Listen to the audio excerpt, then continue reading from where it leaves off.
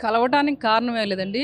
ఇప్పుడు బాబు గారిని అందరూ విజనరీ లీడర్ అని చెప్పి ఇవ్వటం జరిగింది జనాలు. అలాగే చాలా మందిలో చిన్న చిన్న కొన్ని కొన్ని అంటే బయట వాళ్ళకి ఉంటుంది గదా! మన గ్రామాల్లో అయితే ఇబ్బందేం లేదండి. బయట వాళ్ళకి ఉన్న దానివల్ల కొంచెం అవగాహన క్రియేట్ చేస్తున్నారు.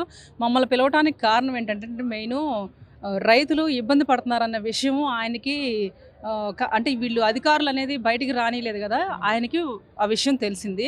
ఏ దేనివల్ల ఇబ్బంది పడుతున్నారనేది తెలుసుకోవడం కోసం కొంచెం అడిగారు. అడిగిన దాన్ని బట్టి మేము గూడా చెప్పడం జరిగిందండి.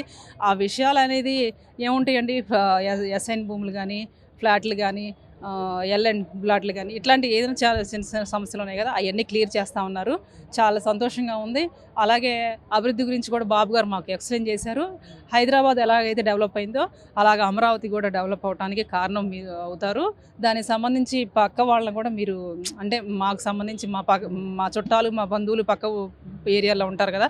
వాళ్ళకి కూడా మీరు ఇన్‌గా చెప్తే బావుంటుందనే విషయం తీసేసారు. అంటే సెకండ్ ఫేజ్ ల్యాండ్ పూలింగ్‌కి కూడా అందరూ సహకరించాలని చెప్పేసి చంద్రబాబు నాయుడు గారు కోరారంట కదా!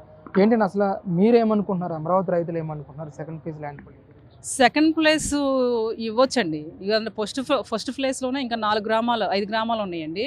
5 గ్రామాలు కూడా కలిపేస్తారు. అలాగే సెకండ్ ఫేజ్‌కి వెళ్తారంటున్నారు. సెకండ్ ప్లేస్‌కెళ్ళే ముందు అంటే అని కదండీ, రైతులందరి సమస్యలు చిన్న చిన్న సమస్యలున్నాయి. అయి క్లియర్ చేసేసి రెండో ప్లేస్‌కి వెళ్తే బావుంటదని మా అభిప్రాయం అండి.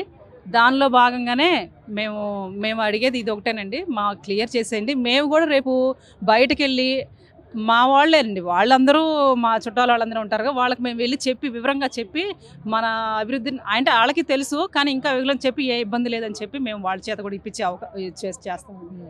అంటే ఈరోజు ఇక్కడ వివిధ రకాల బ్యాంకులకు సంబంధించి ఫౌండేషన్ స్టోన్ కార్యక్రమం కూడా జరుగుతుంది. నిర్మలా సీతారామన్ గారు రావటం, వీళ్ళందరి ఆధ్వర్యంలో కూడా ఇలాంటి కార్యక్రమం జరగడం అనేది ఎలా అనిపిస్తుందండి ఒక అమరావతి మహిళగా?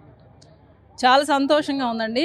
అమరావతి మహిళగా నాకైతే చాలా బావుంది. ఎందుకంటే ఈ అసలు ఈ ప్రాంతం పచ్చని పొలాలతో ఉండేది. అలాంటిది ఇలా వ్యవస్థలు ఇలాంటివి చూసి ఈ కార్లు ఇన్ని కార్లు, ఇన్ని వ్యవస్థలు ఉండేసరికి అబ్బో! అసలు రాజధాని అనేది ఇలాగే ఉంటదా అనేది మాకు చాలా ఆనందంగా ఉంది. అలాంటిది ఇంకా ఇంకా బయట వాళ్ళు వచ్చి చూసే విధంగా ఏర్పాట్లు చేయాలని ఇంకా మేము కోరుకుంటున్నామండి.